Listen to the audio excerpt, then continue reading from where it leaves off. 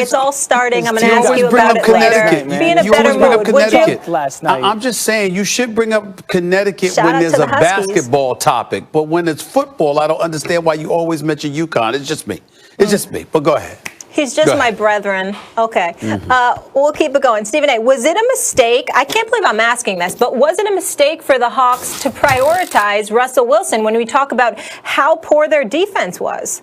Believe it or not, I'm going to say yes. And that's not an indictment, Dan and Max, against Russell Wilson. We know that he's a stud and he's a star, even though he did not look that way Saturday. Obviously got sacked 5 times. They were pressuring him a lot. He helped the situation because I thought he was holding on to the ball a little bit too much, helping the collapse, to have the pocket collapse against him. I thought that Pete Carroll's game plan was relatively too conservative. He threw the ball 27 times. He ran the ball 25 times, even though Chris Carson was decent. The bottom line is he was no Sam Akers. Sam Akers was balling Saturday. I mean, he was a man amongst boys running a football for L.A. Considering what happened to Wolford and obviously Jared Goff coming in there with the broken thumb just 13 days removed from surgery and still being able to perform the way that he did. He wasn't stellar by any stretch of the imagination, but the bottom line is he did what he needed to do. But it was about L.A.'s defense, and it was about 2 things that really stood out in my mind. Take away the touchdown, 51-yard touchdown pass to DK Metcalf on a broken play. He had 4 receptions for just 45 yards.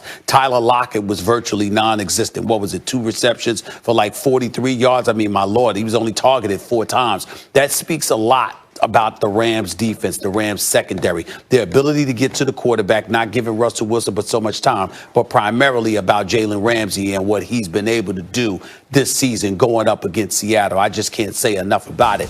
In the end, when I think about Seattle, and the point that I want to get to is that they went to 2 Super Bowls and won a title because primarily it was about the Legion of Boom. The Super Bowl that they lost was when they decided to put the ball in the hands of Russell Wilson and throw a pass instead that got intercepted, obviously, instead of giving the ball to beast mode Marshawn Lynch at the half-yard line when this dude had been running roughshod and doing his thing in the second half of that particular Super Bowl. So I look at it from the standpoint that the mystique of the Seattle Seahawks has been lost along the way over the last few years. He's great, sure, but in the end, it's about defense. Let the defense lead the way. And since they've prioritized Russell Wilson, that hasn't been the case. We know he's great, but the team hasn't been great because of it. I totally disagree. First of all, quarterbacks have a window of greatness, 10, 15 years, and defense is generally 3 to 5. So where would you put your money? But secondly, I think what's overlooked is Seattle's offensive line is where they went wrong. Remember the Max Unger trade? They trade their excellent first-round pick center on the offensive line for Jimmy Graham.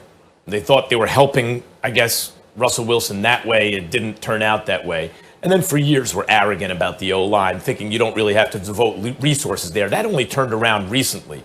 But that was really the issue. I understand emphasizing your franchise quarterback who you're going to have to pay $100 million to when his rookie deal is up over a defense that's likely going to age out of their prime much more quickly. But the kind of arrogance Seattle had relying on Russell Wilson without really protecting him for years, I think is where they went wrong.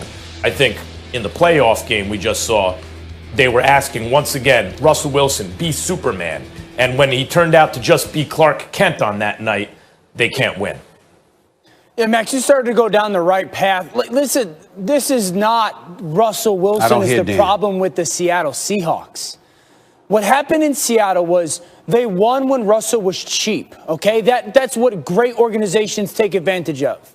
When you decide to pay a great player, which Russell Wilson is, and what Seattle should have done, you have to hit on your draft. Name the last time Seattle hit on their first-round pick. It's like 10 years ago. That's what has caught up to this organization. They haven't hit on their first picks.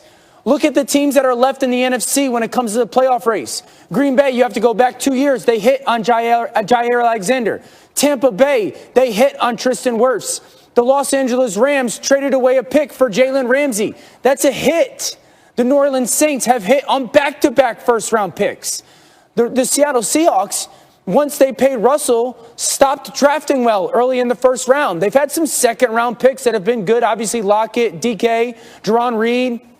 But they haven't drafted well. That's been the big problem with this organization is Russell has kept them here because he's such a great player. They had to pay him, but their drafting has dropped them down to here. Their drafting hasn't allowed them to jump with the payment of the quarterback and then the kind of refurbishing of the roster. They haven't been able to pick up one of those defensive linemen that was dominant, like a Michael Bennett or a Cliff Averill. They haven't picked a defensive back that became a Richard Sherman. They haven't picked a defensive back that became an Earl Thomas. That's what's been wrong with this organization and this football team. It just catches up to them. They're really good because of Russell. They're not great because of their poor early draft picks.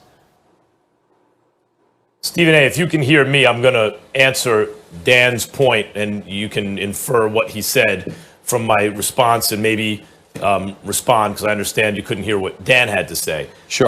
Let me just say, Dan, as to your point that they keep missing early in the first round, but they hit on Russell Wilson in the third round originally. So like they are, unless you think they just lucked up into that, they did a very good job, a phenomenal job of drafting a Hall of Fame quarterback, right, not early in the first round, not in the second round, but in the third round. In terms of where they went wrong, sure, they could have drafted better.